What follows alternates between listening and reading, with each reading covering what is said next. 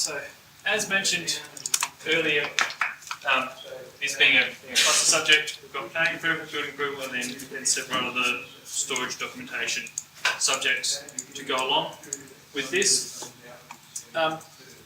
So your building approval, well, as I said before, your planning approval is about what you build there, like what it looks like, how big it is, etc.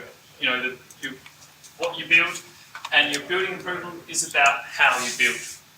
And there are various different consultants and limiting legislation, so overriding legislation that tells us how we build.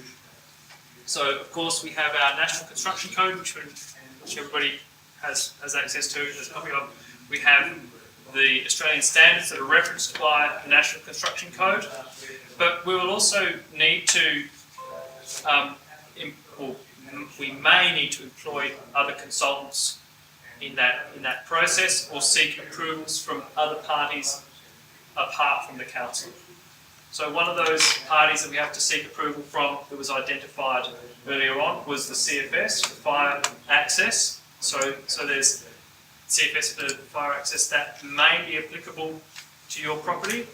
If you are building a house that is more than 30 metres away from a sealed road or an all-weather road, then you should be looking at CFS access and looking at whether you are required to have the CFS approval prior to lodging any development applications.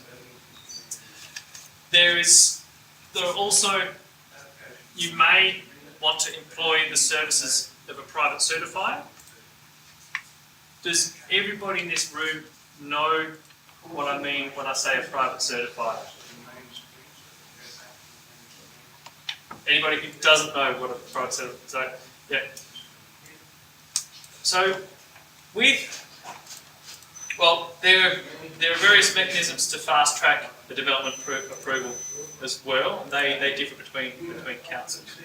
But one thing that is the same between all councils when it comes to building rules consent is that instead of lodging your plans and specifications with the council for them to go through the determination of whether it meets the National Construction Code and Australian standards, you can lodge your plans and specifications with a private certifier.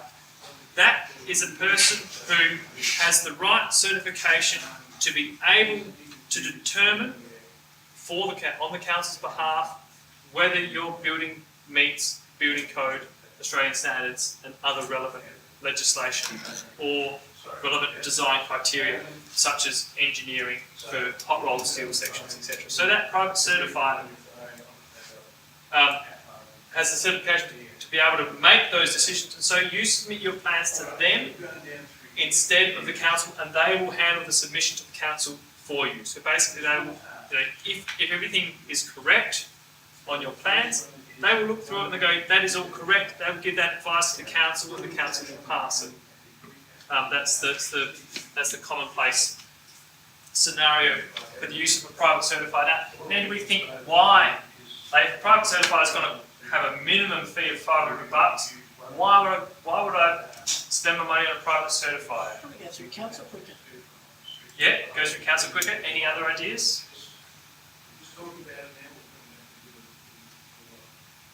Yes, they're ensuring everything's compliant before, so you're not having to go back and forth to the council. That is the main reason. Yeah.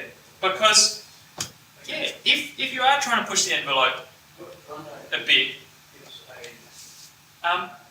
you'll have that issue that everything will be fine, and you think, okay, yes, it does, right, I'll send that through to the council, and then they sit on it for 3 weeks before they look at it, and that's a good case scenario, they sit on it for 3 weeks and they have a look at it. Then they go, oh, no, the coach screws you specified for the post shoes are incorrect. I'll send it back, but I won't give them explanation of what they need to do and exactly what's wrong. They'll just send it back, and you go, what's wrong? You got to work that out. You work it out. You go, okay, I got to specify M10s are the post shoes. Send it back to them, and they find something else wrong. They go, okay, well, that timber can't actually span that distance, whatever. add 3 weeks onto that plus, that is a huge amount of work, whereas if you send your plans to a private certifier first, they can look over them, they've got their checklist, they'll look over it and they'll phone you up and they go, oh yeah, Mike, you need to change that. Change it, send it back to them, and it's, yeah, it ends up being much quicker. And also, with your application that you send through building rules consent to the council, it's going to cost you like about $400 anyhow. And a lot of councils send their stuff off to private certifiers anyhow. So I had a bit of dealings with Yankalilla Council. I actually ended up going through the council rather than the private certifier, but I said at the council, I said, so what private certifiers do you use? And they said, oh, we use Catnish Dodd, and I phoned Catnish Dodd, had a chat to them about this, and they said, oh, minimum fee is this. It was something really simple. I ended up just sending it through the council because they were going to send it to Catnish Dodd anyhow, save myself $100, and it was kind of the same thing. So that councils are using private certifiers because some of the smaller councils aren't doing all that stuff in house anyhow. They've got a staff of 2 or 3 people. They don't want to, obviously in planning and this, they've got massive stuff elsewhere. But they send this stuff to private certifiers anyhow. So in some instances, yes, you go through the council, but primarily just go through the private certifier. But yeah, ask the council what private certifiers are typically working in this area. Who are you sending your work to? Because you might end up with the same people, and that can streamline things as well. So that's what private certifiers are there for. Now, there are question marks over that system about the use of private certifiers and so on, because there is the imperative to tick and flick. So if we understand that system as it exists, so let's say I put my private certifier hat on, and Ryan sends me some plans, I go, oh, well, I want to keep getting plans from him, I want to keep getting stuff sent from him, so I'm just going to stamp and send, because I'm not saying that, I'm not saying that private certifiers are corrupt or that I'm particularly dodgy or so, but I'm saying that there's that imperative too. So if we understand the system, there's that motivation that exists there, whether they choose to be rigorous about their professional conduct or not.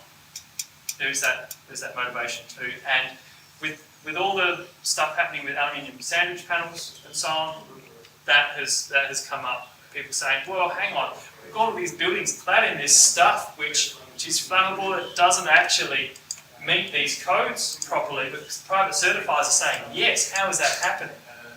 So, but that's... Yeah. Is that what happened in England with that building? Yes, so with Grenfell Tower. Grenfell Tower, yeah. Yeah, oh, okay. yeah. That's not the only one too. No, it's not the only one. So There's one in Sydney too. What, went on? Yeah, when it caught on really quick, they managed to get it under control. They managed to get it under control, but there's a whole section of the building that was... And that's what you think that's because... Well, it's not. Yeah, it's not because that tick and flick is part of the process.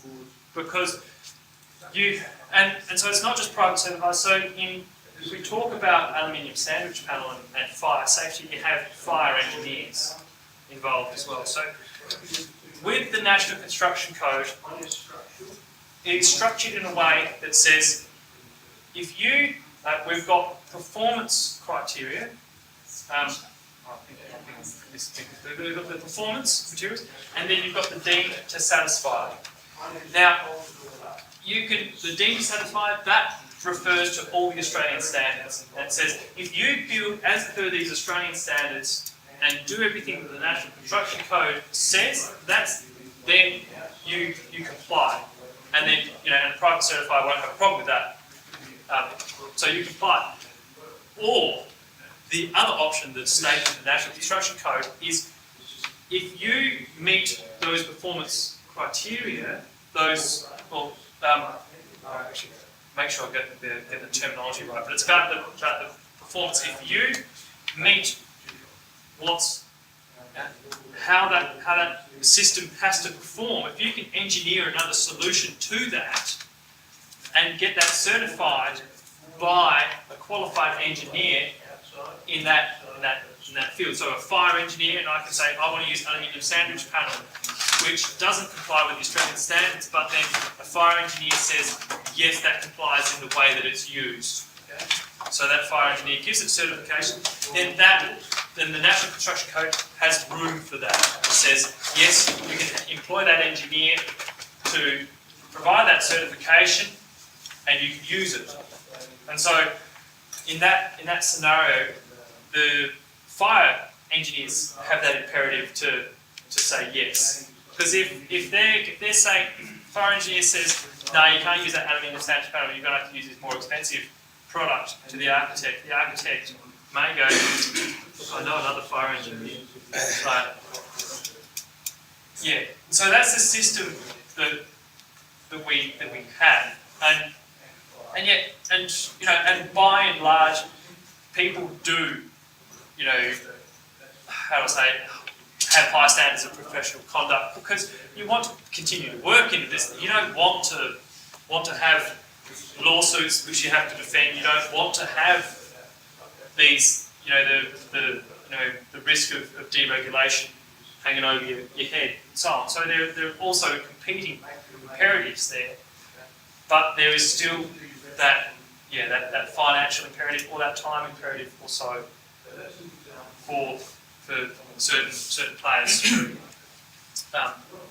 behave in a less professional fashion. So, but that is the role of the private certifier, is to certify these things instead of going to the council. So that might be one consultant that you employ.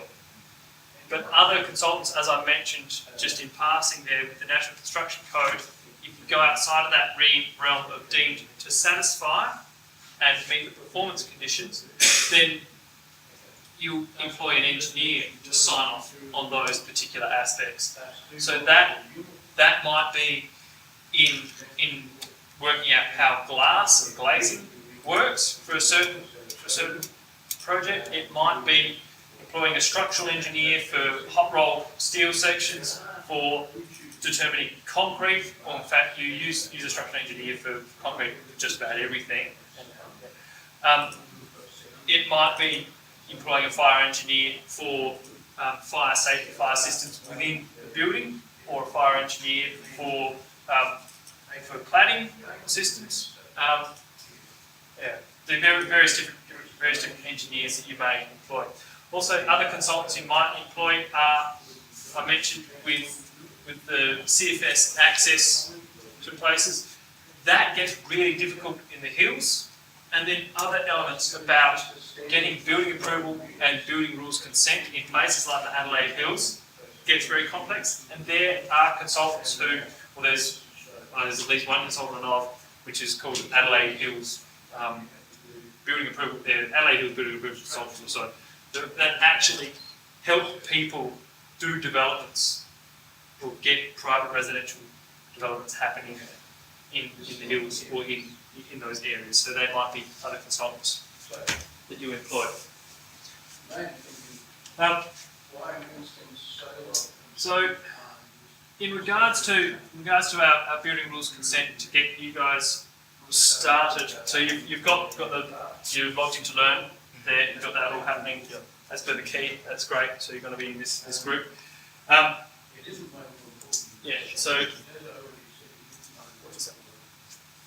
So I didn't have to enter the key. I was already from planning approval. okay, Yeah. right, okay, all right. Well, and you're the same, Emily? Yeah.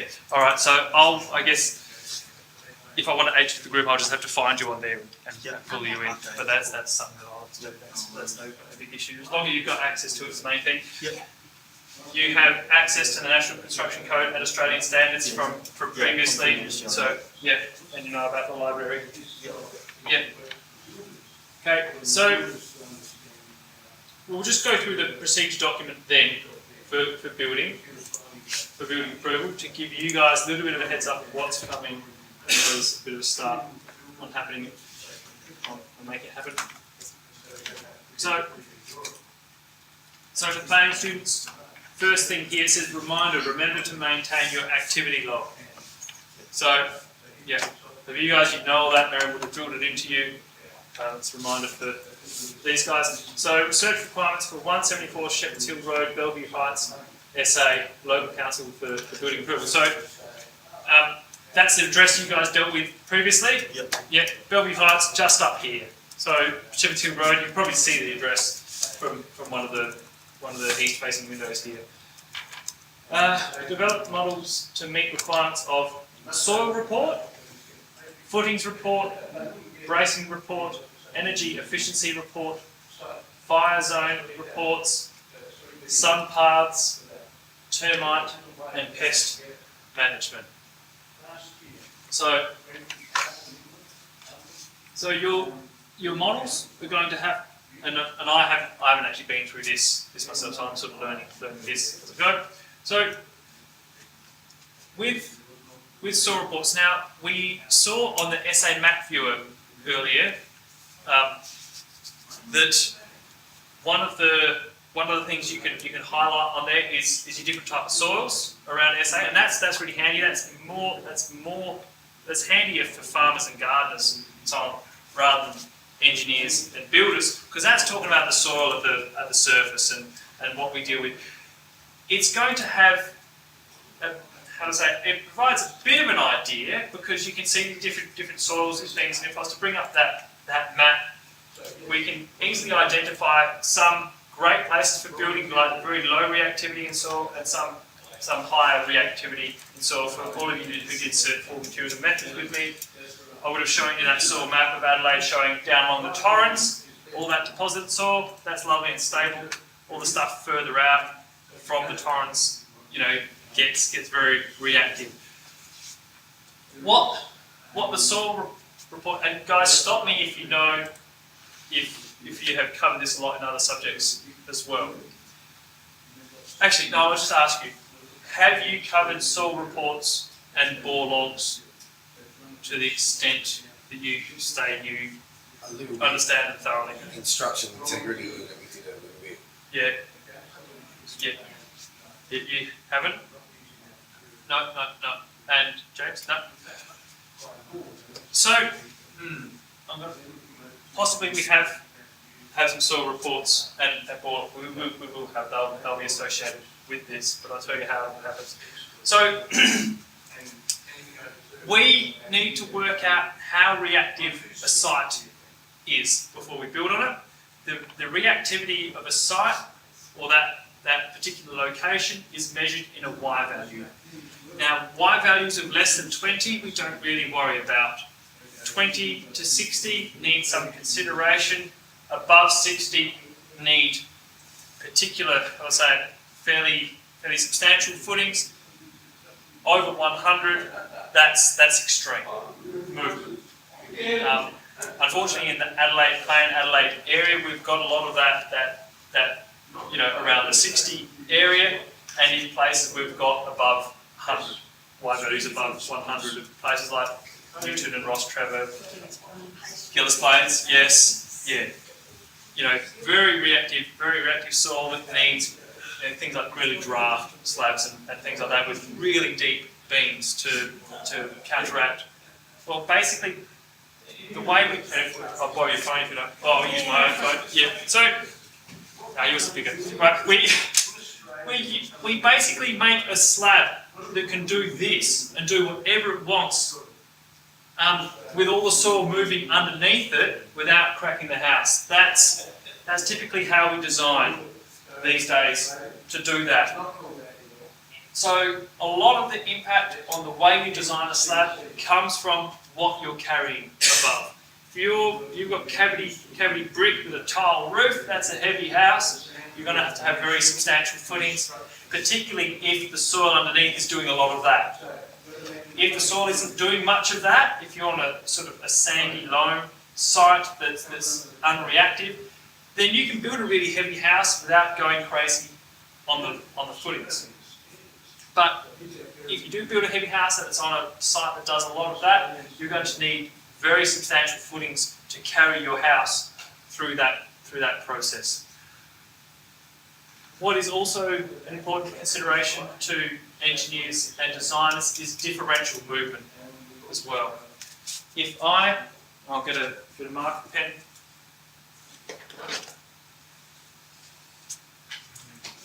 If I've got some soil, I'll do a horizon there, and so, yeah.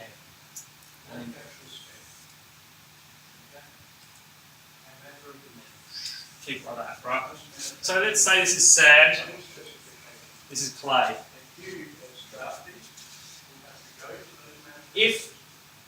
And the way our soil samples are done, our bore logs are created, so this is a very simplified version of that. Get a push tube, it's about this diameter, stainless steel tubes, generally on the back of a four-wheel drive, like Land Cruiser type of thing with a hydraulic drill. That pushes that tube down into the ground, and they'll go down to 3.5 metres or 4 metres, whatever the engineer specifies. I think the minimum is 3.5 metres, but some engineers like to go to, they say, take it to 4 metres. So they'll go down and they'll pull up a hole, and then I'll pull that tube up and I'll screw it and then tap the soil out, and then pull out the next bit of tube, tap the soil out of that. And so they will take a sample of this soil, tall skinny sample, all the way through it. And they'll take a sample here, they'll take a sample there, well they'll look at your site and they go, well, where are you going to build? This is where you're going to build your house, and they'll take 4 samples within your house footprint. Now they pull up this one and they tap out the first tube. They'll have this much sand, 200 mil sand, and then it's all clay. After that, and they keep tapping it out, and it just keeps being clay. Clay takes up a lot of moisture and expands significantly when it takes up moisture. They are going to, so their millimetres of movement, which is going to be their Y values, they will take that from this and they'll go, oh, that's sand, Y value, next to nothing, right? Y value contribution of that is like 3 or something like that. But then this one, their Y value contribution, sum that up by the depth of it, so the metres of it, by the millimetres in which it would move fully saturated. They're going to go, oh, that's got a Y value of 80 or 90 or so, like that. Then this one they take here, they go, oh, we've got 500 mil of sand and then less of clay.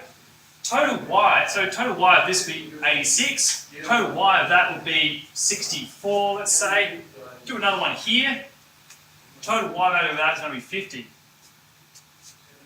That sort of scenario is also very concerning to an engineer, because this bit here is going to move up and down a lot with moisture. This bit here isn't going to move up and down very much with moisture.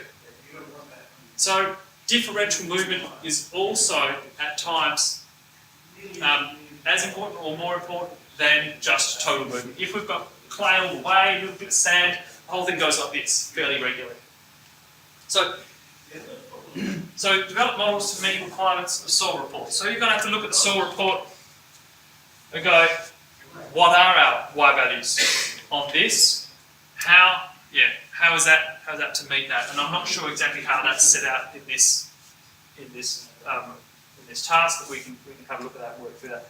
And so then footings report as well. So the engineer looks at the soil report and designs the footings for it. And they'll say it has to have beams of this depth, this width, with these reinforcing bars in it. And everybody knows what I mean when I talk about that vertical.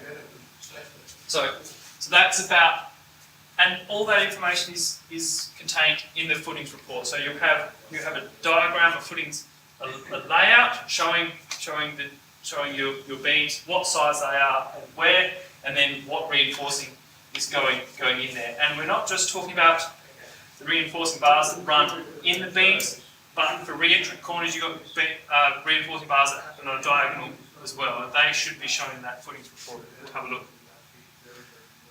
Bracing report. Has everybody seen or done a bracing report before? 1? Yeah. 2? So everybody knows what bracing is about? Yeah? Yeah. So it's about the racking forces on a building, pushing it, resisting that. So it might be a drafter that has designed that, or it might be an engineer. Typically, as when you finish your Cert 4, or even if you're on doing diploma, you won't be doing bracing reports yourself in your office. They will, it's something that's sent off a fair bit. I did it with the guidance straight out, but typically you don't.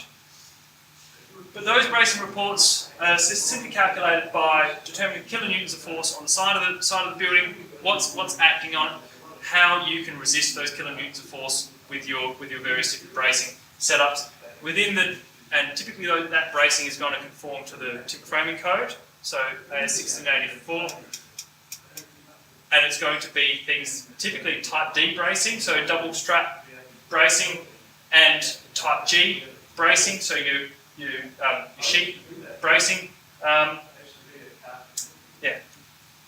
then your other types of bracing in combination where they're required, but typically type D and type G bracing. So we'll have a look at that bracing report, see what they specify.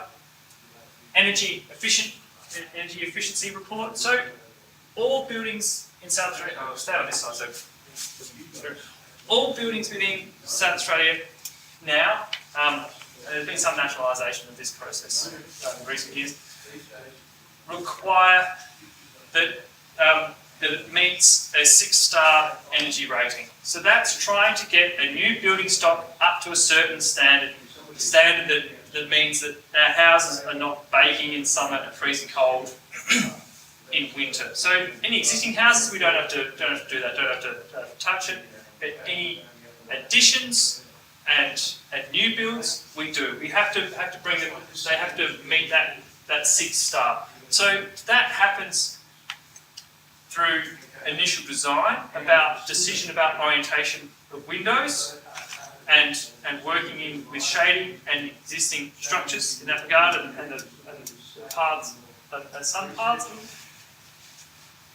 Would everybody in this room be confident in talking about passive solar design?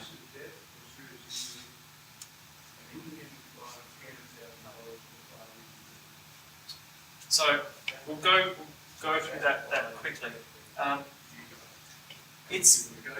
The fundamentals of it, or the concept of it, is really quite simple.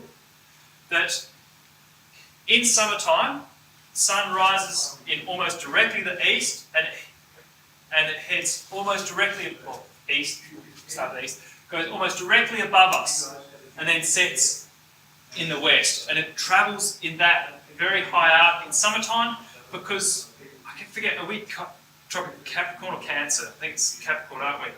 Tropical Capricorn, yeah. So you've got the.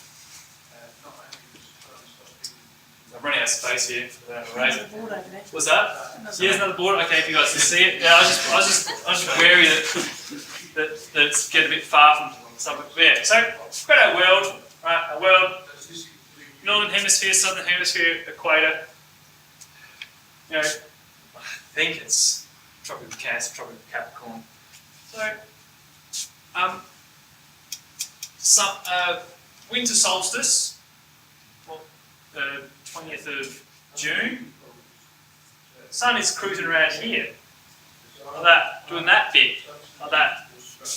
Then equinox, so spring and middle of autumn. The sun's heading directly over the equator. Summertime, sun is heading almost directly above us, so it's doing straight that. And then in wintertime, it's coming up in the distance and going down in the distance. Yeah, so our house here, like that. You know, in the morning, rather than rising almost directly east, it's rising sort of in a northeasterly direction. So and then at night time, sets in a northwesterly direction. Because it's doing that, it's actually quite low like compared to what, but quite low in the sky in comparison to summer. So if we have the windows of our house facing this way, north, in the wintertime, that sun is shining in there all day. Summertime, sun is passing overhead. You know, summertime in the morning, if we've got a window on an east-facing wall, getting blasted. We have a window on a west-facing wall, get blasted. We don't really want that. We don't want to heat the house up in the morning and heat it up in the evening during summer. So we have some trees here. We have minimal windows and some shading there.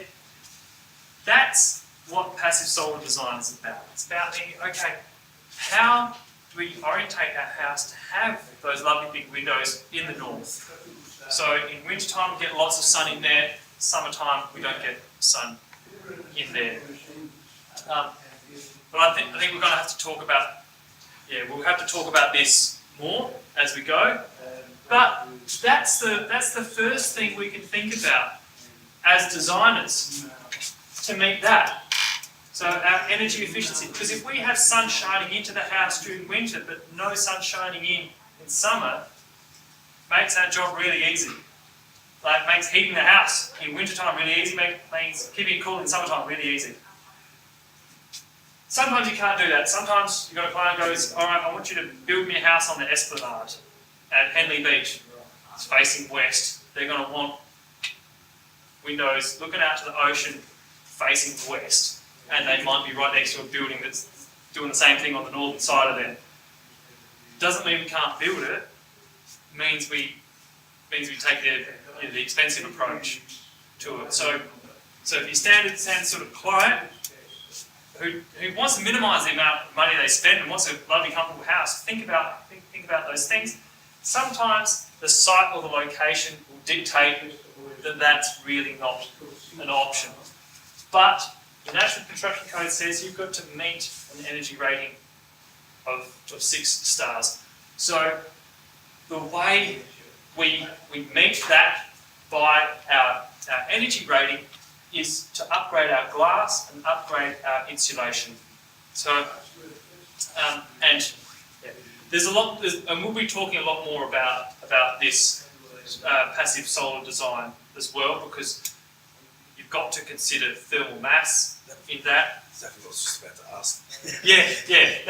So I gave you in a nutshell, and I like the old adage that anything that can fit in a nutshell should probably stay there. But also because we've got to get you guys introduced to some of these things to begin with. But there is a lot more to it. We'll go into that. But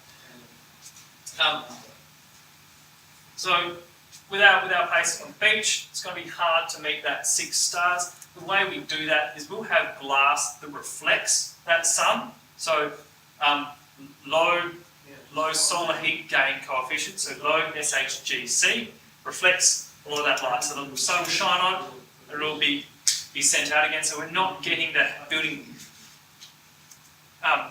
heated up so much from that evening sun, and people can still look at it out at the beach.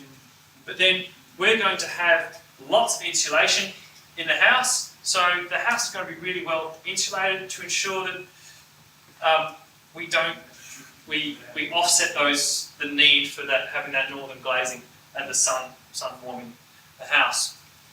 So there are ways around it. So this should probably be in a different order. Some parts should be right next to that energy efficiency report thing, I think, for making discussion about this easy. So you guys are going to have to think about the orientation of that house on that block to go, how do we get those sun parts to work? Minimise the amount of work we have to do for the energy efficiency report. So you don't have to have argon-filled double glazing and extensive insulation, etc. So we'll have to do that.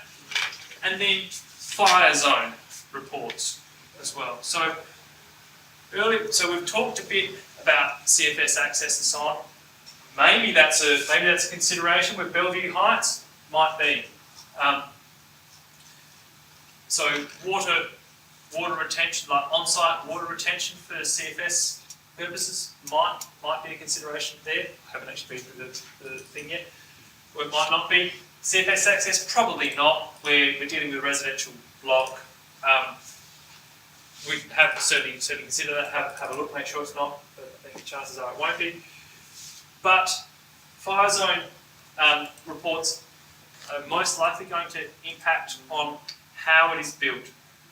So with our bushfire prone areas, with the council's information and the information that's on SA Map Viewer, is that it's broken into low, medium and high.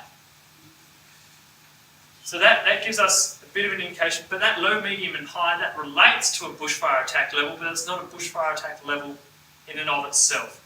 So the National Construction Code and AS 3959 refers to bushfire attack levels.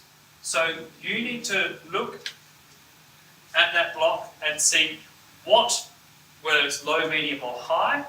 If it's a medium bushfire, that relates directly to BAL 12.5. And you're going to have to meet the requirements of that bushfire attack level as set out by AS 3959 and the National Construction Code in regards to toughened glass and aperture of screens. And you guys, yeah, I'm getting a lot of nods. Yeah, cool. So you're going to have to do that. If it's high, well then you're going to have to find out what that BAL is, the bushfire attack level, whether it's 29 or 40 for flame zone, or what. See, Bellevue House could be anything. 12.5. That Well, block, it is. Yeah. You know it. Yeah. that block backs onto the national park, so you have to have rear access for fire marshals. Right. Yeah, because the back fence basically is all national park, and it's all open, and it's a gully, so fire tends to travel up the gully. Right. Okay. And so did you see that specified somewhere We did that has to that, have rear we did access it to? in We did compliance. that for compliance. Right. Yeah. Okay. So I'll Yeah. Yeah. All the building. Yeah. And is there existing access to CFS vehicles at the rear there as it It stands? would be, no, that was non-compliant, that was one of the things that we found was non-compliant because of that. Cool. Alright, well, thanks for the heads up on that. I'll have to look to see how that's to be dealt with. Yeah, I'll have a look at that because that's starting to get a little bit beyond the scope of what I thought this subject should be doing. So I'll have to make sure with Mira that about that Sounds like and how that it's is crossing over. how that is treated and whether that is perfect choice of site for this subject. Anyhow, that's our site and that's what they've identified in compliance. Make note of that. So we're going to have to look at these fire zone reports and what is thrown up from that and the non-compliant and what is the path from there on. It depends what you're planning on doing with this course, because right now there's an existing house, that's what we were looking at. We were looking at the fact that there's an existing house on that property and what was non-compliant with that existing house. But if they're talking about removal of that house and then looking at a whole new house being built there, then this would fit. Yes, but yes or no. And that's yeah. So what we are looking at doing with this, and so I didn't mention that, is that we are building a new house there. So this project So is the new about house has to so it's about getting planning approval for this new house, and it's about getting building rules consent for this new house. The new house has to comply. Yeah, we were looking at So- non-compliance of the old house. Yeah. So that's interesting. I'm going to have a look into that because that looks like it goes a bit. Yeah. Because if we're not compliant in regards to, well, yeah, I shouldn't give you the answers. But I'll look into that myself, and you guys have to look into this as well, okay?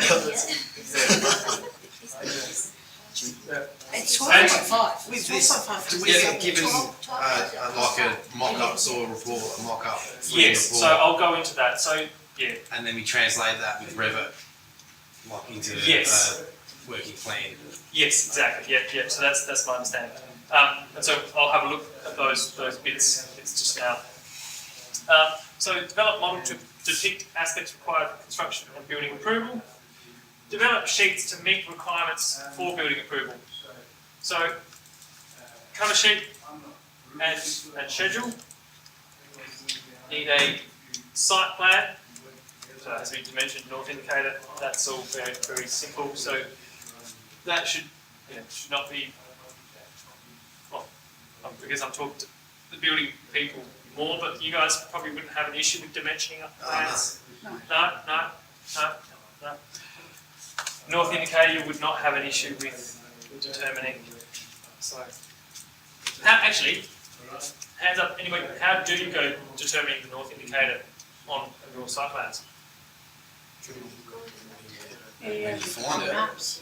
Yeah? Yeah. Yeah, the map, yeah. That's what we used it. Yeah. Staple it and then just rotated the building to north. Yeah, and that's what I do as well. I didn't do that at TAFE. Oh, I did.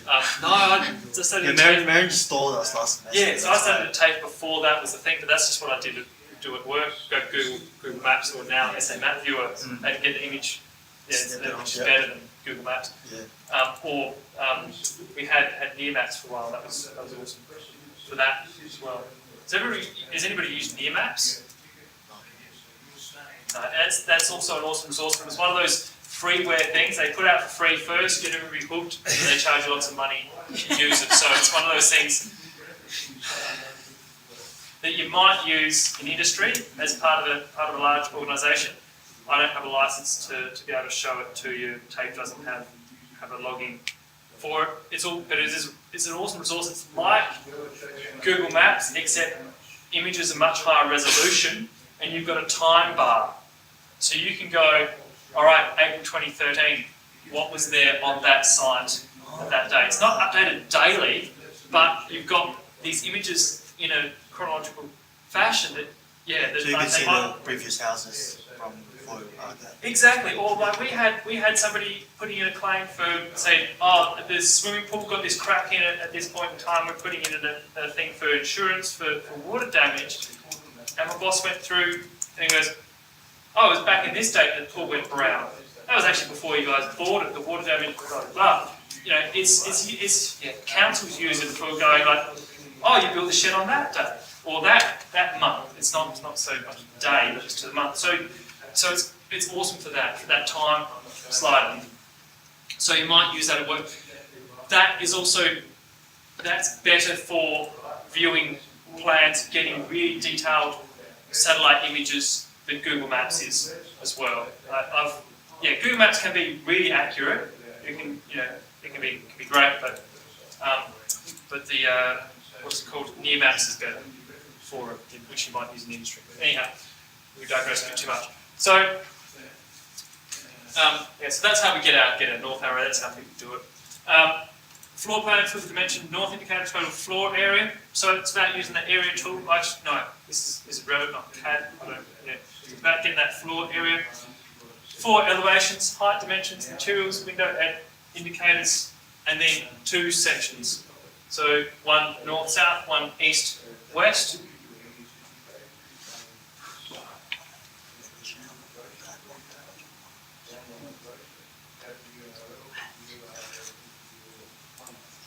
Detail call-outs. Is everybody familiar with detail call-outs? Yeah, everybody's familiar with. Yeah, detail call-outs. So wet area including floor gradient, floor traps. You got your. That's your scale there. That's not your gradient. Sorry. Yes. Yeah. So you're going to have to determine your gradient, the National Construction Code. I assume you are. And then So with that. So do an eaves detail, and then do a footing detail. So that's going to come from your footing report, as how that's defined. So those are the things that we include in the sheets, and that's how you. Okay. Yes, yeah. So this is going through. So I'm still going through our list of sheets. Yeah. And so we've got details, and eaves, footing, veranda connections. So that's going to be showing posts, shoes, and however our veranda is connected. I haven't looked at that yet. So we're going to be working on this in class, or? In class and at home, yeah. So you have a house design already that we've just There's put on yes. So there's a house design already that will be familiar to all of you. I think we'll have a look at those at the end, but I think they'll be familiar to you all.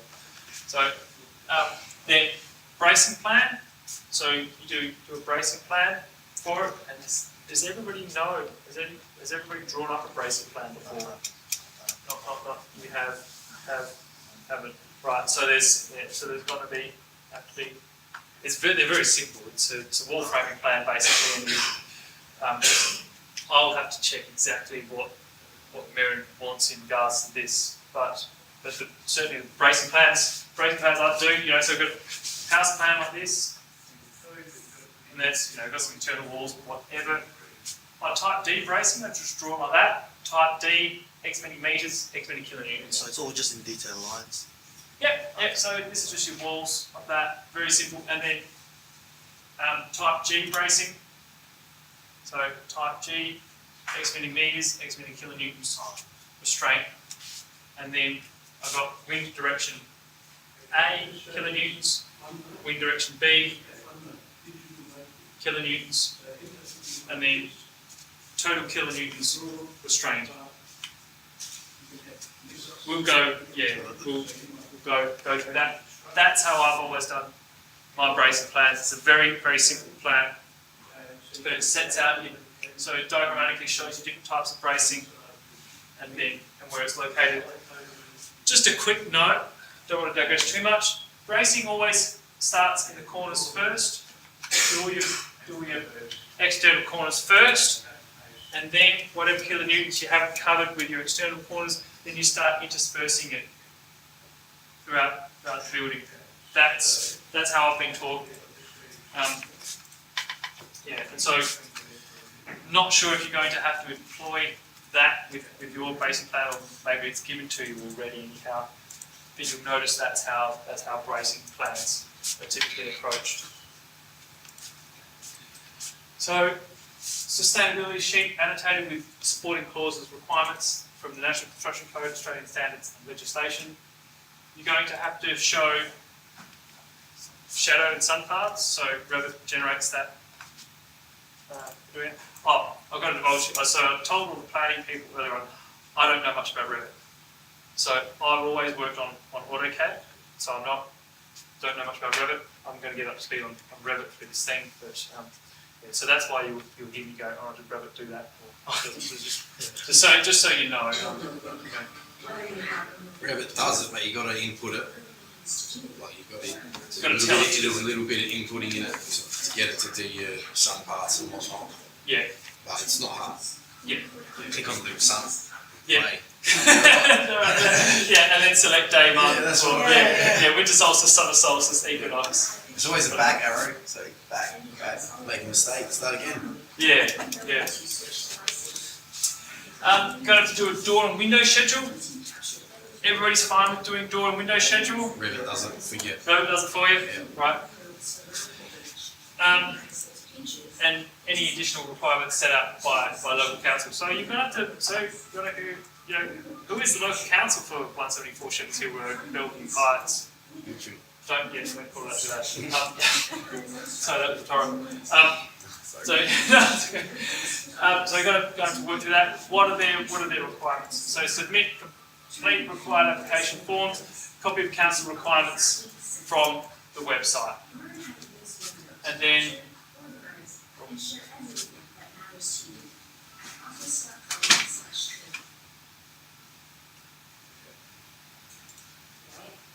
then this is some information about the building, so assessment task on general construction information. I think it's probably best that building rules consent people go through this yourself at home.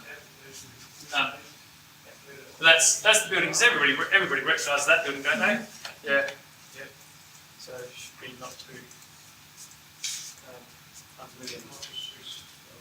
So that's what you guys will be required to do in the building rules consent section, and so that's the procedure document for it. Project requirements filing protocol. We won't go through. Well, you guys be aware that you have that filing protocol. Go through this, but you should all be aware of that from planning thing you have of that. We've got required reports. So further to us discussion on that property, I would provide the following reports required to enable me to set a drawing. On the list provided, request the required 4 reports for this project, then refresh the screen, click on task read, report requirements highlighted below, access files. Well, I won't go into that quiz right now because I get one shot.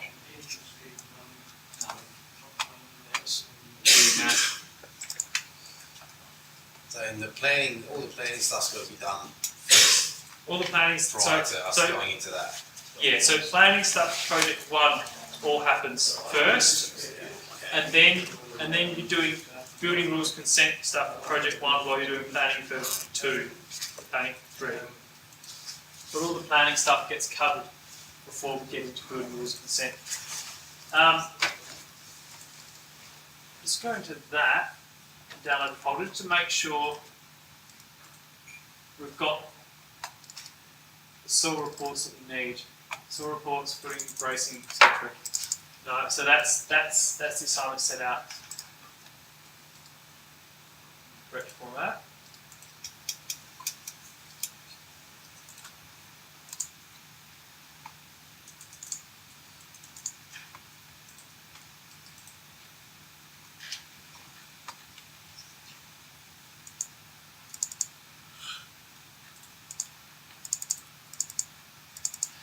Yeah, see, all these are greyed out.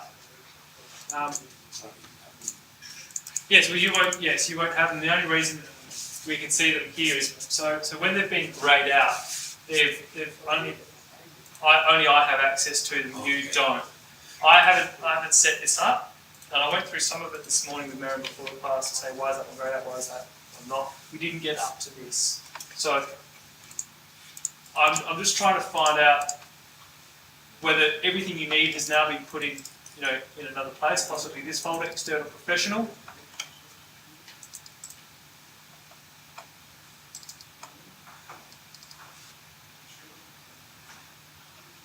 Done.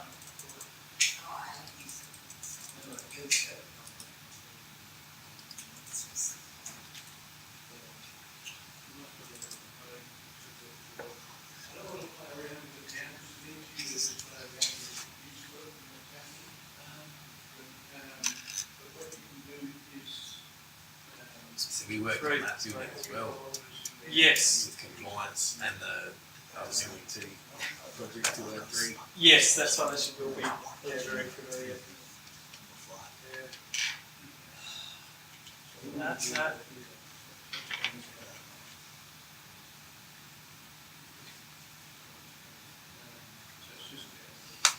So it appears that our resources for completing this. Oh, hang on. We've got more. Just look at the checklist of quizzes, Yeah. and there's nothing there to work on. Yeah. Yes. It's like the first few pages, but there's no assignment there. Yeah. Missing everything. Yeah. So I'm gonna have to get answers from about why these are grayed out. So in regards to our information from the engineers for doing that stuff we highlighted before, we do have a list of things here. We've got bracing layout guide, bracing example, soil report. They are there on the Learn site, but for some reason access to them has been disabled. I have to find out why. So it might be, I thought they would be disabled because they've been replaced by other resources within another folder where it's all put together for you, and some of these will be different, and we don't want to confuse you. But I can't find those resources anywhere else. I'm going to have to ask Mary as to why they are grey, so we can get you guys working on this to begin with. But just as a quick one, because I have access to them, we'll have a look at this soil report. But I'll just have to make sure first that this is the one we have to use. So that's the boil. Is that?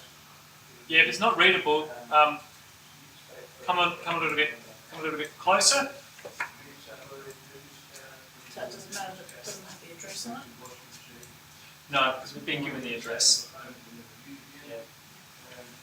And a lot of the industry stuff that we get, we can't. I guess maybe we could try to type in 174 Shepherds Hill Road on there, but it's Handle. You've got your Y's value there, 36, and then you've got a Y's with a T, YST. What's the difference? I don't know actually. I haven't encountered that before. So I only ask because that's one of the structural integrity units had a YS value and a YST, and I can work out what the difference was. Yeah.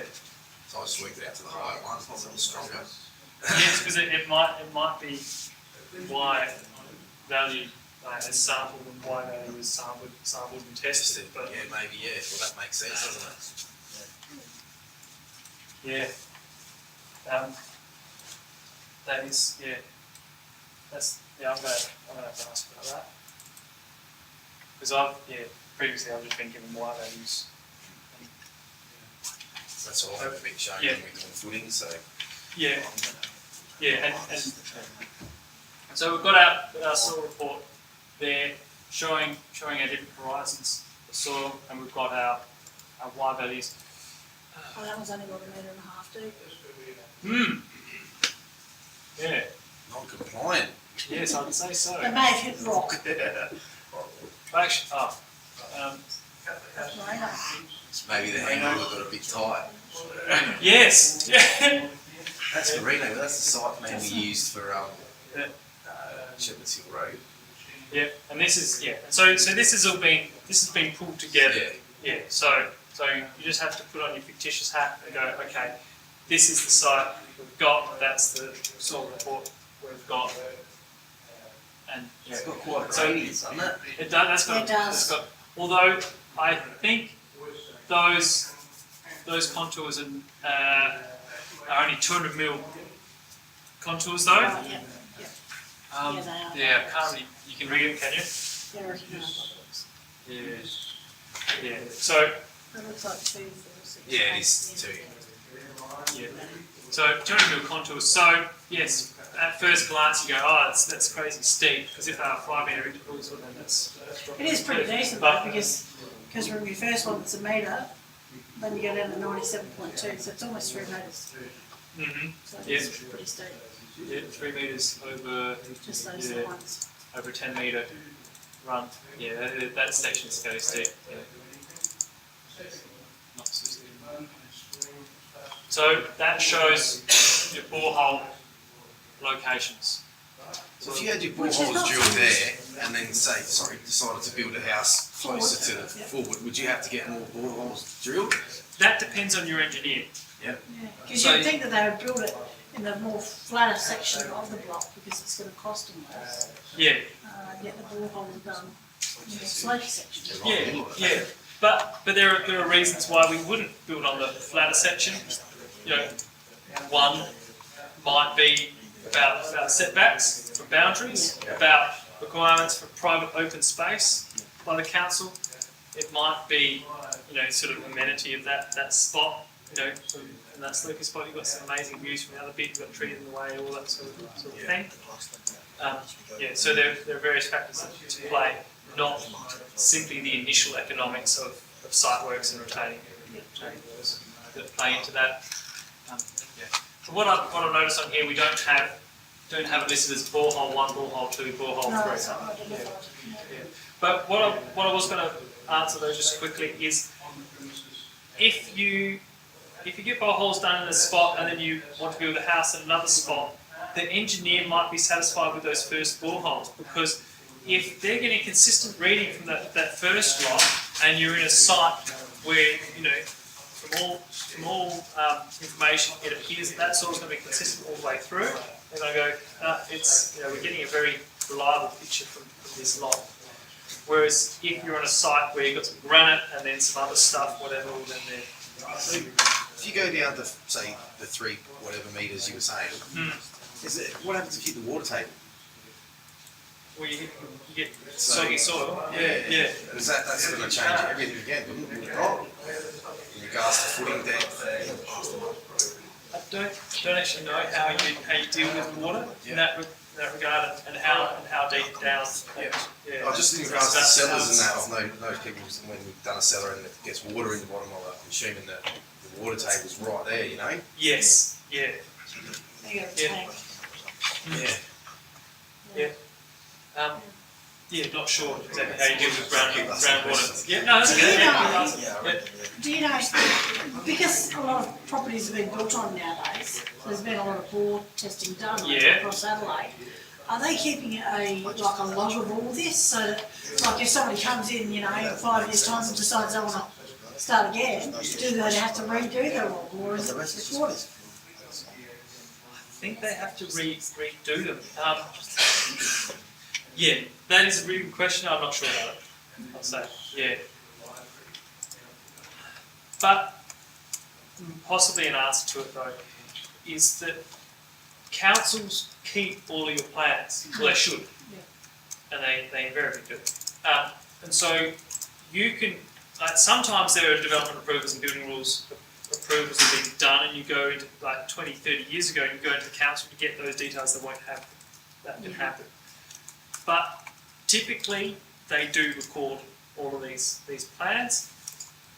The borehole locations and readings will be on as part of that, possibly the planning approval, but most likely as part of the building rules consent. It'll be part of planning approval if you've got to do it on-site wastewater, or building rules consent for your footing design and so on. And so it'll go with that. It'll be so the council will keep all those.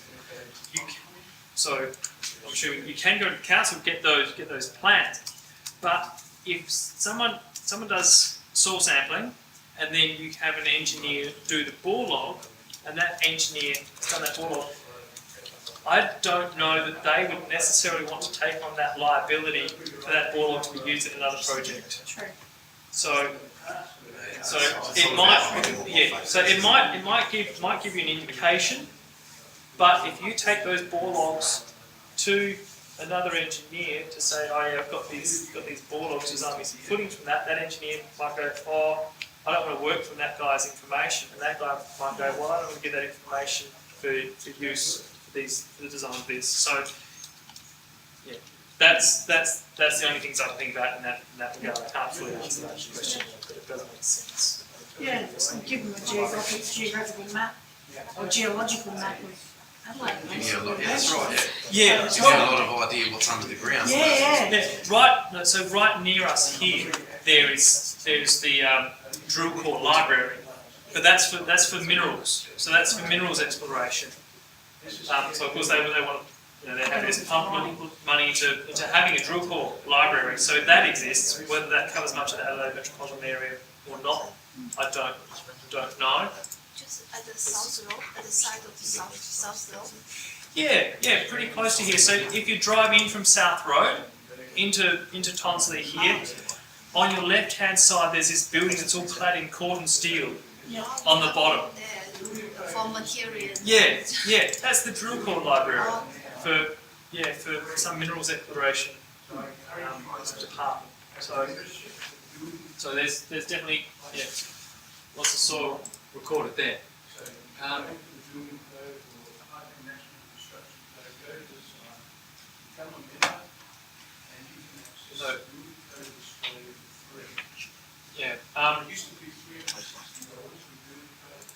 Footings report, we can have a look at that. Okay, that's.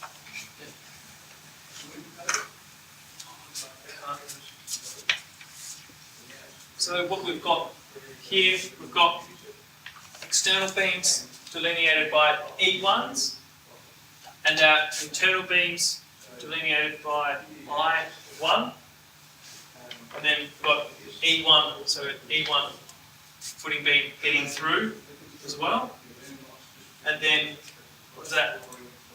Possibly a set down, so it's 150 reinforced. So we'll have to see what that relates to. I think it is. I'm thinking that's going to be a set down for the veranda if I know that floor plan. That's what I would say, yeah. Doesn't show the And- details down there. Yeah, and so this is all a bit fuzzy, so I can't really read that, but that I'd say that'd be E1 and that'd be I1. Yeah, yes. So you, yeah, oh, I just zoomed it in. oh right. Yeah, it will, yeah, if you zoom it in, it will be clearer. Okay, well I'll do that for those at home. Or enlarge it to the full size. Oh yeah.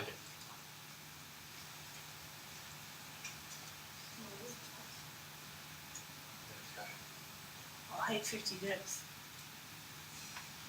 15 minutes.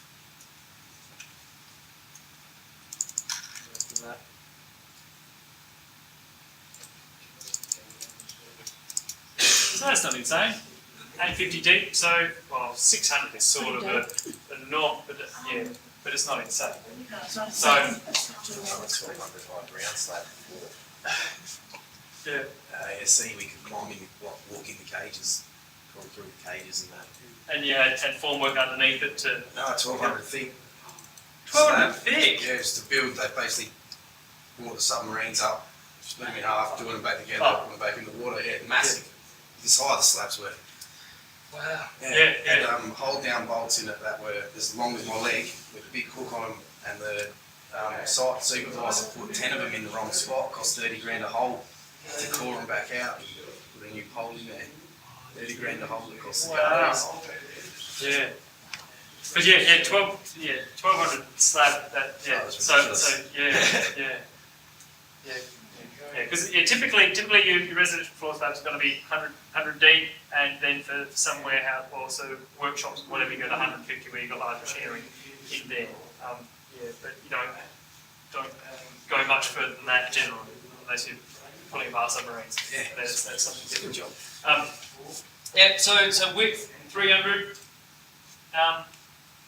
and shows you reinforcing. So 4 N16 bars, 2 top, 2 bottom. And ligatures. So everybody knows what I mean when I say ligatures. No? So if I was to do a cross section through that footing beam, so footing beam, cross section through that. Our 2 bars at the bottom, 2 bars at the top. Now, planning people will have plenty more time to get those building people will, but you'll cook with this already. So planning people, we've got a bit of time. These are our bars, 2 top, 2 bottom, and 16. So we're talking 16 millimeters. Then to hold them in place, we've got this 8mm wire. So 8mm ligatures. So 8mm piece of wire that holds all our bars in the right place. So ligatures, and then they're twitched with fine wire to those ligatures. So that's making And Yeah. every 900. Makes it what makes it bedding. yeah. Concrete goes around that. Yeah, and then so that's expanded around, pour the concrete in there. So ligatures at 900 centres. So that holds the top ones basically, it holds them at the right spacings, sort of thing, and holds them as a frame so that when the concrete's poured in, they don't all just.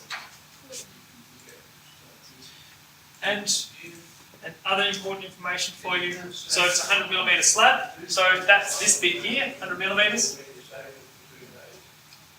Slab depth, N25 concrete. Does everybody know what that is? So that's the strength of the concrete. So typically you're going to be dealing with N20, but this one's N25, so slightly higher strength of concrete. Sometimes the concrete you go up to 32 for polished and so on, so you don't rip the paper out. Or for your warehouses and buttons and whatever, that was 32. N25 concrete, SL92 top. That's the slab mesh. Does everybody know what I mean when I talk about slab mesh? They're actually No? Not really, no. No? Okay. No, it's great. And you got to say that. Because your time is important and valuable, right? I don't want to hammer stuff that you already know, but yeah, but if I say something you don't know, yeah, just stop me. So this is the cross section through our slab. Within our slab, we want to control the cracking. We don't want there just to be crazy cracks happening wherever. The way that cracking is controlled in the slab is to use weld mesh. So this mesh of grids. So it's these bars that are all welded together, and that sits in the top section of our slab. The way we get that to sit in the top section of our slab, we have our bars sitting in certain places, sitting on bar chairs, but we also use these little plastic chairs. So first of all, we put down a vapor-proof membrane, the orange plastic, put our bar chairs on that, and then we put this metal mesh on top of those. Or you put all your bars in there first, your ligatures and whatever, or your beams. Then you put your mesh down on top, and that will sit typically 40 millimeters below the top surface of the slab. And that's what that slab mesh is. So I can't think of, maybe somebody can. I can't think off the top of my head what SL92 stands for. That's the actual gauge of the steel.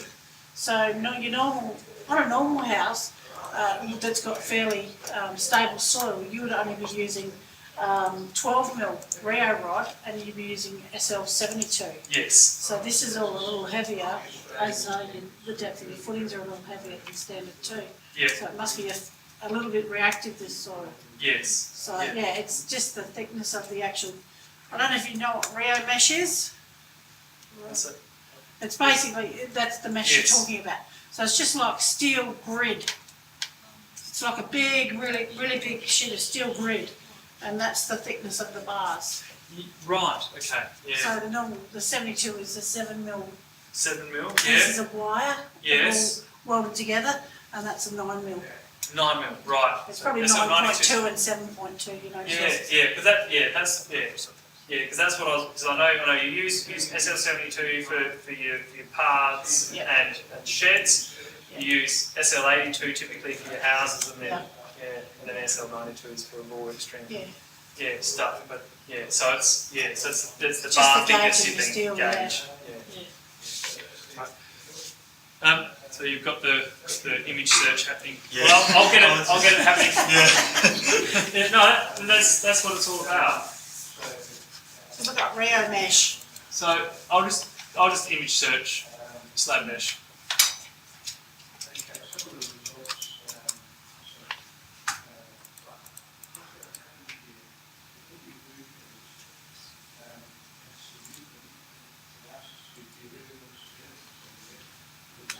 So yeah, so Oh, man, you know how many times I've fallen through that Yeah, shit? your foot gets caught and everything. yeah, so everybody now everybody knows what it is, right? No, Yeah.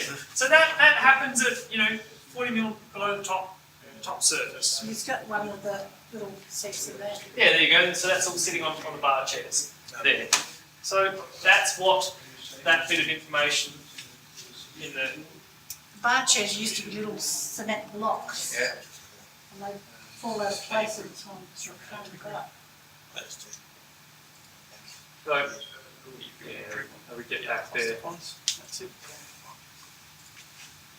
So in our footings information. So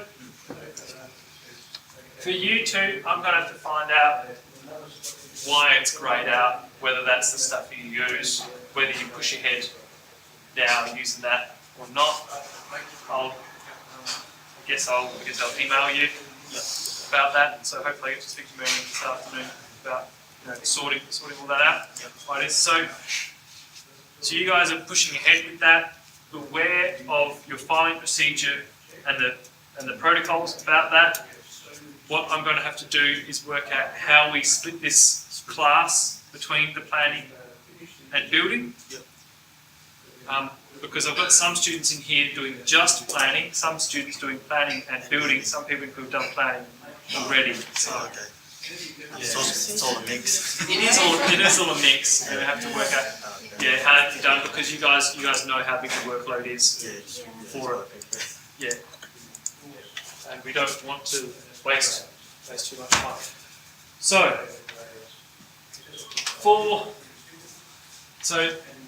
you guys can work on that. You can head off home if you wish, because you guys got more time as well. You can not wait to tell you to relax and then find everything you can do till the end. But yeah, definitely get stuck into it. But I have to get the planning guys, all the planning guys. So with the cluster, the filing system bits, like Yes. is that we do these as we go? Like do we we do these work and then we work on the cluster bits that we. So those other cluster actually. Yeah. Oh, what I forgot. Sorry. So I've got building approval learning program for you as well. It's on Learn, but I've done one with Dave. I'll dig that out for you in a sec. Okay.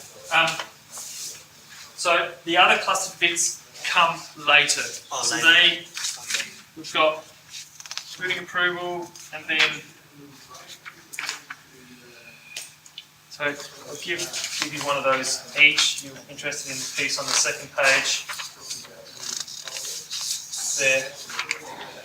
So our 403, 406, 407 starts in early December there. So you do the building approval stuff. So the building approval is meant to start week 5, but you guys should get into that earlier.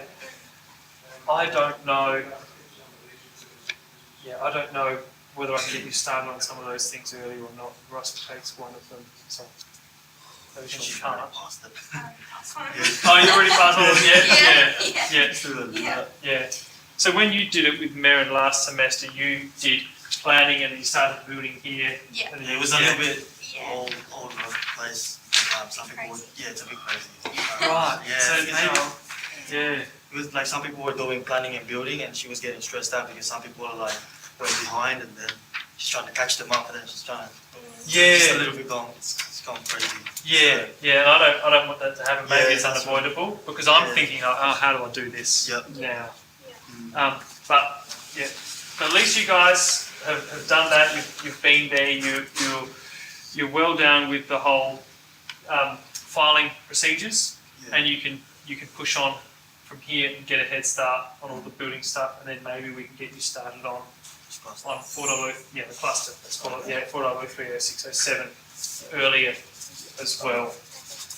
So don't worry So- about coming in for 4.36. I'll email you about that. Okay. Yeah, so I'll have to email you about that, email you about the resources, why they're grayed out, what you can have access to. Yep.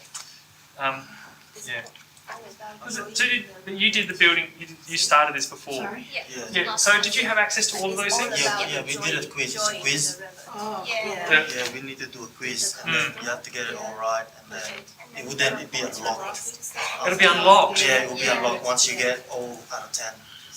You have to get it all right. That's what we do. Ah, So it's a right. form of a quiz. I think that's what I remember. Okay, so you do a quiz Yeah, first and that's then what it I all remember. becomes That's how I available. got- yeah, Yeah. got Oh, so I've just gone already. and give me a bunch of answers. Building. I just Okay, well thanks for the see, I didn't get that information from Erin about how that works. So okay, so you do the quiz, then you get access Then to you it get all, access and of it. then you get into a secret stage. Planning's Yeah. evidence Correct. of Yeah. eh? Okay. Cool. Right. So- Okay.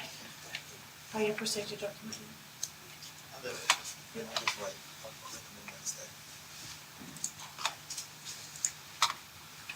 I think that's because we just started in group 5. So I just have to email you guys about our classes, how that's going to be structured, and let you know when I work that out. So back to addressing all the planning things for the students. Yeah. So maybe it's not up because we started in week 5 of building. Yes. So now Because the planning stuff is all there. Yeah. No, I just got the answer from them about why the information isn't up there, why the materials are not up there. the way it's set up with the building is you have to do the quiz. Once you've passed the quiz, then the other things become available. Okay, So it's about this having this gateway. Say, okay, once you've met that basic, now you can push on. I don't know why it's set up like that, but that's why. so which That's why quiz- those things are available to me, not available to you. So which We're not quiz is touching that now anyway, are we? 'Cause We're not touching that now, so that's week 5. it? Okay, so that's. So you've got a heads up, right? But that's where we're going. But now we're focused on planning approval. So So the next few weeks, really, we're just doing D and A, F, G for both sessions sort of thing. Because this is your planning, and this is actually supposed to be the building, but according to that, when you go this morning, building doesn't start till week 5. yes, yeah, So yes. that's really just a continuation of that. And the others, Yes, yeah. So until week 5, what we're going to be doing is we're going to be doing planning morning and evening, yeah, and then so I need to sort out: are we all on Wednesday, or are we Wednesday Thursday? I have to find out that information for you guys, or you guys, I guess, go as per your as what it says on there. I'm here on Thursdays anyhow. I'm here at that time. Yep. And we've got that first lesson on Wednesday. So I'll see you at that lesson on Wednesday. Yeah. But we'll be doing planning Monday, planning Wednesday. That's and up to week 5. okay, so what about Thursday? We're not doing the building. Does that totally remove that for the first 5 weeks? Yes, it does. Yeah, Right, okay. yeah. So you're not doing the building rules consent stuff until you've done planning. So So will we get behind other people that are doing just planning? Or are they just in Oh. the same sessions? No, so I had to chat to the people who are doing just the planning. Yeah. What we are, what they're happy with doing is keeping up to. So you guys are on the accelerated program. You guys are the ones who are having to do a lot of work. The two of you. So they're going. The people doing just planning are going to keep pace with you for that first section. But then after that, there'll be the possibility. Once we've gone through all the planning, they have the possibility then of just finishing the planning. They can relax a bit and get that done. You guys will push on with doing building. Right. Thank you. Those two have done their planning beforehand and are now just doing building rules consent. For you guys, that starts in week 5. So They get a head start. So is she asking that do we come on Thursday then? Or Yeah, do we not? because if Is Thursday's building, and we're Yes, going yes. to week So 5. so you do come on Thursday. just come to all the classes. So yes. Sorry, I thought I. Okay, so all Yeah. classes basically are going to be planning right now. Yes. Yeah. Okay, all 4, Yeah. Okay. Because you two have got this massive Yeah. Don't thing to tell do. me. So you've got planning to get through, and then so we get through all the planning Yeah, stuff to get you 120 started. minutes or 120 Yeah, hours, right? and then building rules consent after that with planning going on. But you've been introduced to everything, so you just tick away with that yourself. Yeah. And then you've got your other subjects. Yeah. So for right at the start, Mondays, Wednesdays, and Thursdays. If Thursdays is a thing, it's all planning. Up until Okay. week 5, it's all planning. So But yeah. we also need to go to the class on Thursday. Well, that's what I'll have to let you know Okay, because yeah. my timetable says The ones Monday on the and wall Wednesday. say Wednesday on them, Yeah. but the ones So, that they're doing on Thursday. yeah. So the one on the wall says Wednesday as well. I didn't check that. I think it's like planning approval in the morning and building approval in the afternoons. Yeah. So have a look. this one here. Very Yeah. confusing. Right. Very confusing. So mine says Monday, Wednesday. That one says Monday, Wednesday. Your week at a glance says Monday, Wednesday, Thursday. So, And You- that goes I back to, hope Monday, Wednesday is correct. You don't think that they wouldn't put like half on Wednesday, half? Because if you It's do both, like- they would put it like 2 days. This timetable was 18th to 6th. this is Right, it's pretty old. it's old. Yeah. Yes. That goes back to Okay. this here though.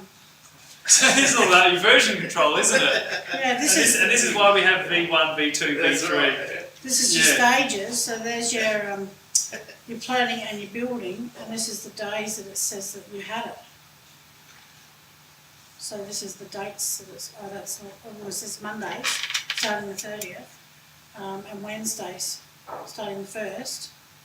And then the building is Mondays, starting the 30th, Yeah. and Thursdays, starting the 2nd. Okay, and that was with that's for your enrolment information. Yeah.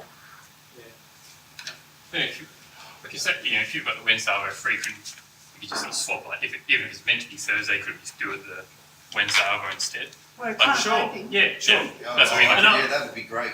Yeah. That would be great, yeah. That's what I Yeah, mean. for me- Let's give that a shot on Yeah, Wednesday. Wednesday. If a class comes in here and goes, well, we've got CAD, then we've got a problem. Or if they go, we love it, comes in here and goes, hey, I'm using this class to inform, we've got a problem. Yeah, it says it on that. It says, yeah. I think if it's on there.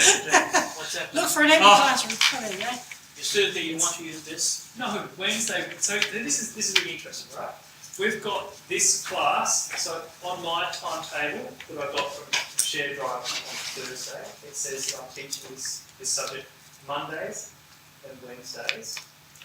On there, it says I'm teaching it Mondays and Wednesdays, right? On there and there, it's Wednesday. Yes, planning improvement, building improvement, same subject. So, sorry, 311. Yeah, so different rooms, but I've got it Mondays here, this block, Wednesdays here, this block. However, with their enrolment information, it says got Monday here, Wednesday for this first one, second one on Thursday. And their weekly glance says Monday, Wednesday, Thursday. Thursday. Yeah, even though my timetable says Monday, Wednesday, this timetable says Monday, Wednesday. So, I don't know, so there's something not matching, but what we're just saying is it works much better for everybody if it is Monday, Wednesday. And if this room, if 311 or 312, or 311, if that's not being used Wednesday afternoon, we should do it with something. Yeah, that's what we were talking about. So, That's yours. That's all yours. well, it's there on this timetable, yeah, so. So it's showing you having Wednesday afternoon as well on that That's what it timetable. On that timetable it says Wednesday afternoon, so, Okay. Split between Wednesday, Thursday. Oh. yeah. Yeah. So let's try for that for Maybe Wednesday, for but the if I get some more information about that, Teething. you know, Teething problems. teething, Yeah. teething So problems, we'll yeah. just sort of get some of that yesterday. Yeah, that's right. You're right. Yeah, right, so back to planning approval.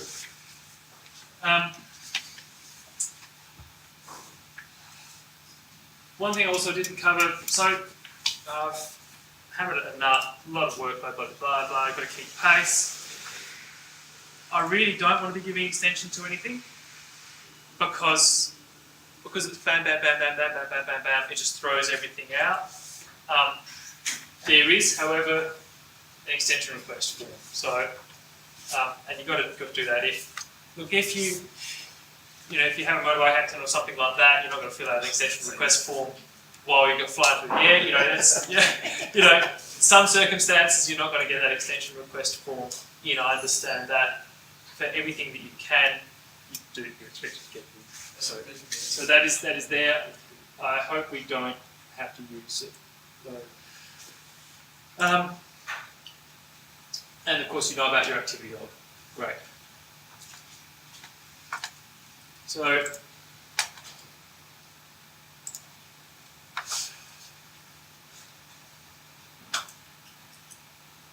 well, actually, we've got 20 minutes left, and we're not going to get started. I think we won't get started on that. So that planning exercise is for next week. We have to use SA Map Viewer for that, so we've got a bit of a head start on that. We've already touched on our SA Map Viewer, but in the next tab, and this is a whole lot of reading for you to do at home. Now, I say sink your teeth into it as much as you can this week.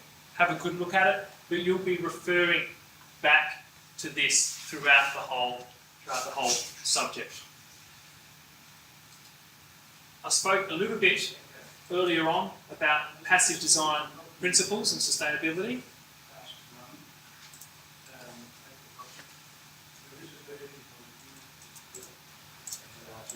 Download.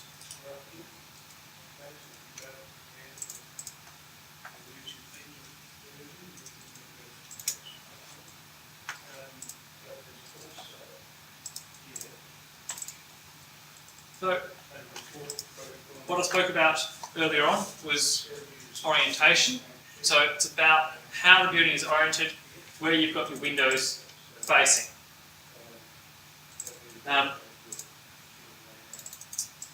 However, so in our general principles there, so some information to read about design for your climate, passive design principles, sun path. So we covered that. Is everybody also aware of the different climate zones in South Australia? Yes? Gary, There's yes? maps you can get. Coco? Yeah. Yes. I No? don't know which field I'm living. You can You Google can that Google sort it, of climate information. zones. Yeah, Google it. Yes? Yeah. So within South Australia, if you can imagine the map of South Australia, so the metropolitan area is what's called Climate Zone 5, which is a fairly moderate sort of climate, not terrible winters, not terrible summers. And within the National Construction Code, the reason the National Construction Code has the whole country broken up into this plan showing climate zones is because we have to, so to build a comfortable house in Adelaide we're going to employ different design principles than building a comfortable house in Darwin. The two climates are very different. Building a comfortable house on the plain here in Adelaide is different than how I would build a comfortable house in the hills. So, Hills Climate Zone is Climate Zone 6, and Fleurieu Peninsula down through there, Climate Zone 6. Victor Harbour, 6 or 5, do you know? Yeah, it's still 6, yeah, in that bit there. Yeah. So, Climate Zone 6 through all there and the hills, but Adelaide Climate Zone 5. Climate Zone 6, as those numbers get higher, typically we're talking about colder areas. So, some of Southern Victoria, Climate Zone 6, and Tasmania, Climate Zone 7. So, as those numbers get higher, we're talking about colder areas typically. That's just very rule of thumb. We need to know about those climate zone areas because that impacts on how much insulation the house requires. So for climate zone 6, for the R value of insulation of the roof, off the top of my head it's an R value of 5. For climate zone 5 it's 4.1. So you have to use less insulation. So Shepherd's Hill Road, Bellevue Heights, we're going to have to find out what climate zone that is. So you have to find out what climate zone that is for meeting the legislation, but also that climate zone to you is a guide as a designer for designing comfortable houses. Because, and I've heard it put as well, that the NCC, if we build to the NCC, we build the worst possible legal house. Like that is the absolute Minimum standard. absolute minimum standard. But we can often do so much better than that. We go, okay, climate zone, that gives us some information and some thing about insulation.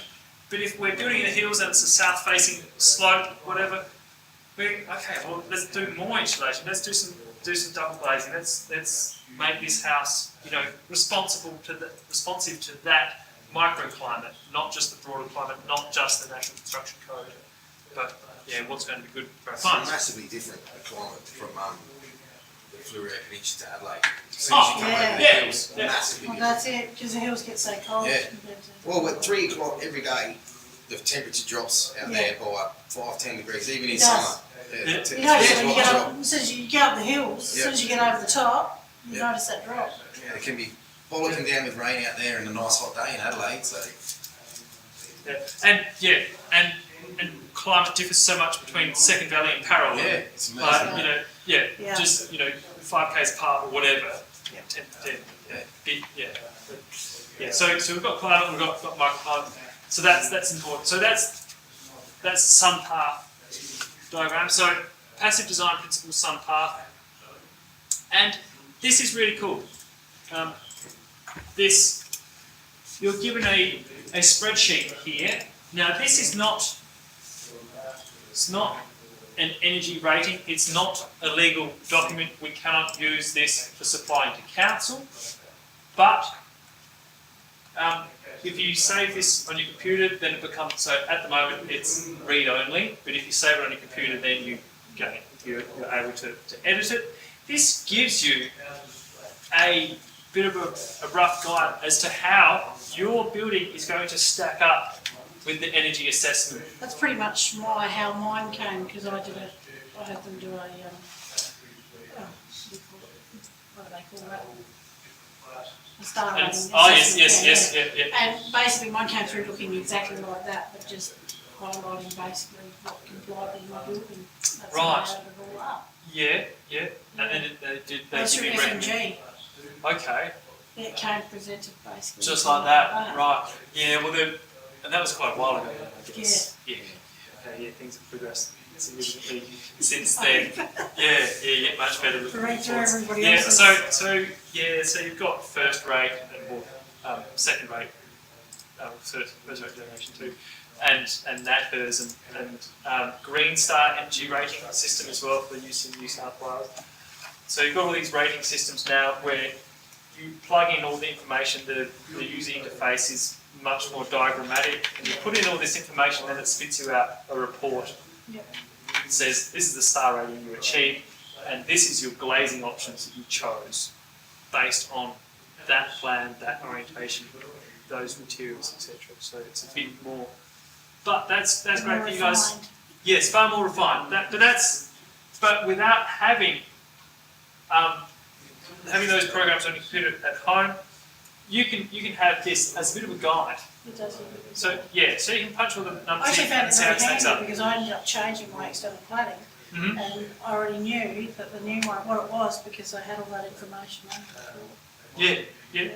And so that gives you the opportunity to get things sort of 95% sorted before it goes off to the energy rating assessor. So you don't just get back this thing that's like, oh no, how can I achieve Yeah. that? So that is on there. So we find that's in under our passive design principles sustainability folder.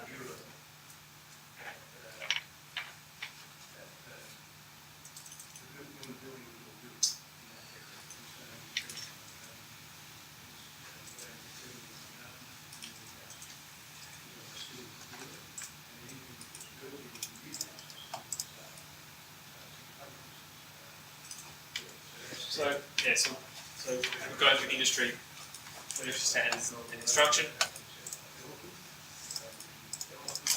Importing files and images into Revit. So that will be for later on. Some of you may know that already. Secure file storage and forwarding options. So that will be about cloud storage.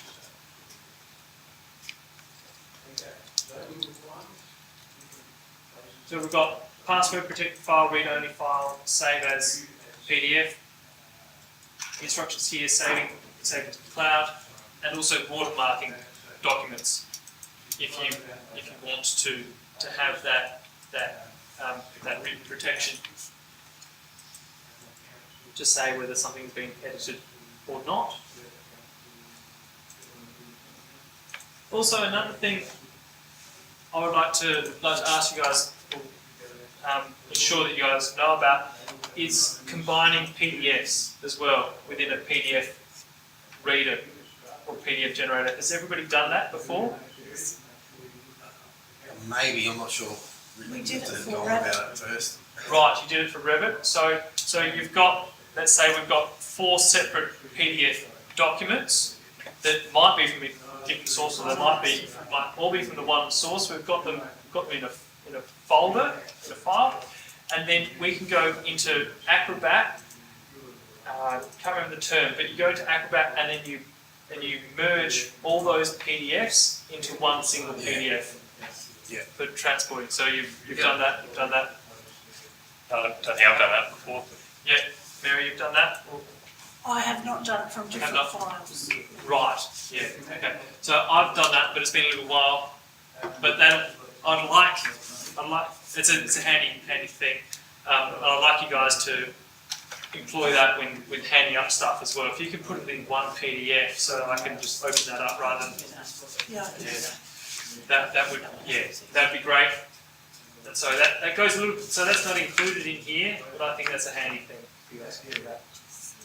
So you prefer to hand it up that way, not zip file? Or zip file is zip file is also fine. Yeah, because But even within your zip file, if you've got a bunch of PDFs which relate to the same thing, bundle them together. Yep, no worries. In fact, I think bundle might be the word. Yeah. So, filing protocol, so that's there, and that's I talking can probably about work it out, I'll just cloud make it follow up storage. myself.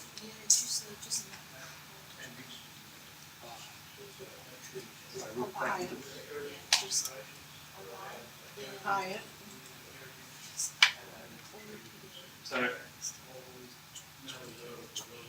Yeah.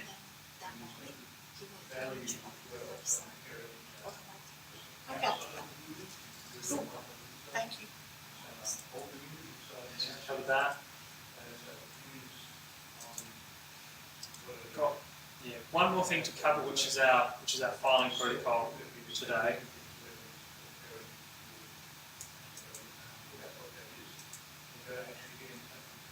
Filing protocol for planning approval. Okay. So this is the final thing that has to be covered in this first week. So I mentioned before, you've got to have a filing process. Now you guys can make up your filing process. You can do your filing process as you wish. However, I suggest following the steps in this as suggested as closely as you can. The reason for that is because all these aspects in red have been taken basically directly from the unit of competency. And the unit of competency dictates what we need to assess you as having done. So we have to say each of these students has a reliable and functional filing system whereby things can be easily and quickly located. But these words in red is the language directly from that unit of competency. So if we produce a folder that is called Projects in Progress, and then we have a second folder within that folder saying, giving our client name, reference number of project, and then within that folder a site address. Does everyone understand? Does everyone follow that? What I'm talking about now? Folders and Yeah, subfolders. folders and subfolders. Yeah. If we name those folders, so a folder and then subfolder, give them these names and use our site address 174 Shepherd's Hill Road, Bellevue Heights. Client, I think I'm the client, but put those things in there, then that directly meets the unit of competency. So I say, so I strongly suggest just use the filing system as set out here, but it is up to you guys to make up your filing system, to use your filing system. And then once again, subfolders in here, so client or site. And then within this projects in progress, you'd have another subfolder, administration and contracts. And then within this folder, so client name, so that site-specific folder, that project-specific folder. Then you would have materials, walls, roof, floor, insulation, your subfolders in there, site information, engineering information, survey reports, council reports, and then your plans, your council approval, etc. Once again in those subfolders under that particular site folder for So, So you have an initial folder with the site so details and, yeah, so initial folder called projects in progress, right, okay. because then that leads on to Yeah, take I won't have to take it. No, I will have to turn it back in a minute. So you've got projects in progress, and although I haven't been through the other subjects yet, my gut feel is that will tie in well with having later on you'll be required to have a folder saying projects completed. yeah, So projects in progress, projects completed. And so your filing system will be based on those two tiers of what you're working on, what you're not working in. Under projects in progress, under that tier, you'll have a subfolder that is identified that particular project. So client name, reference number of project, and site. And then under that folder, that subfolder, then you will have these other folders Yep. in there. Yep. And then some of those folders might have another subfolder as well. Or they may not. So that's the way I suggest. So, but the main thing is, set up have that folder, projects in progress, and then create those subfolders. So you will have to do. We can do that right away, or you can do that tonight on your system at home. But you will have to have access to that whether you're at home or whether you're here at the TAFE. So that's one thing. So what you need next week is you need those files set up. You need to have the USB, and we will work on that first planning project that's based on SA Map Viewer. We starting that Wednesday, yeah? And we're starting that Wednesday. So So you have all this done by Wednesday. yes. So have a look. So have a look at this information, other information on here at your leisure. But what we'll be working on next week primarily is SA Map Viewer, doing that first planning thing, and then if we've got time, we'll cover some more stuff. But on Wednesday, it's about the activity, about getting that activity done.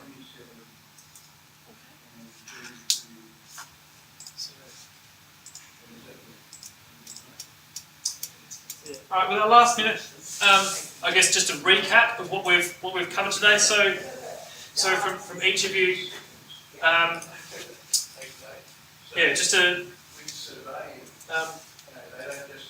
just a heads up of what we covered first. What we covered today. So James, can you think of something that we covered today? About what sort of things are involved with planning approval, like in terms of sort of site and setbacks, accessing the development plans and NCC? Yep. All right, Conroy? Yes, just the main procedure of the planning approval, what we need to do, the step by step, and also how to refer to NCC development plan, how to search it online, and SA Australian standard on TAFE library. Also, Yeah. Cool. Mary, other things you remember from today that just stop it. I was like, hang on a What else sec. did we? Well, that's right, we did do things we that. covered? I guess the importance of making sure that we are filing correctly. Yeah. So that we can access stuff, not just now, but later on. Yeah, Because that's, yeah. when we are doing this on our own, we have to be able to keep a good filing system going. Yeah.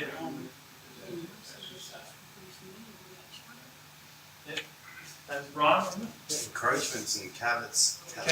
Caveats. Yeah. Yeah. And just learning how to use the SA Gov map viewer a bit better. Yeah. The ticking of those little boxes so that the site boundaries and that all come up. Yeah, cool. Alright, so that's, and I guess we covered a little bit about development plan amendments and the lobbying of local councils and that nexus between state, federal and local. And we covered a little bit about ownership structures, leasehold, freehold, and then a little bit on consultants as well. So, all right, we'll have a fantastic evening, Thank you. and then next, so on Wednesday we'll start going through that first. Well, we have to complete that first planning exercise. So have a look at that if you wish tonight, but we'll be doing that in class next Thursday. Michael, I've got a question. Yeah, What's the difference between the private certificates? Private certifier, yeah. Private certified and the consultant company.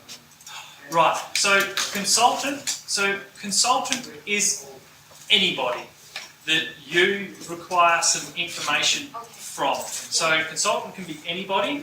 A private certifier is one of those consultants. Okay.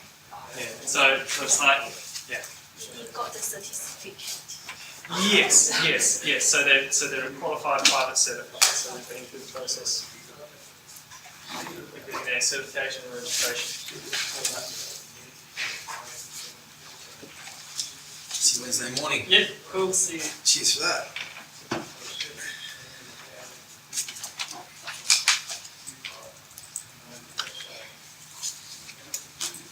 See you next. Bye. See ya. Right. See you Wednesday morning.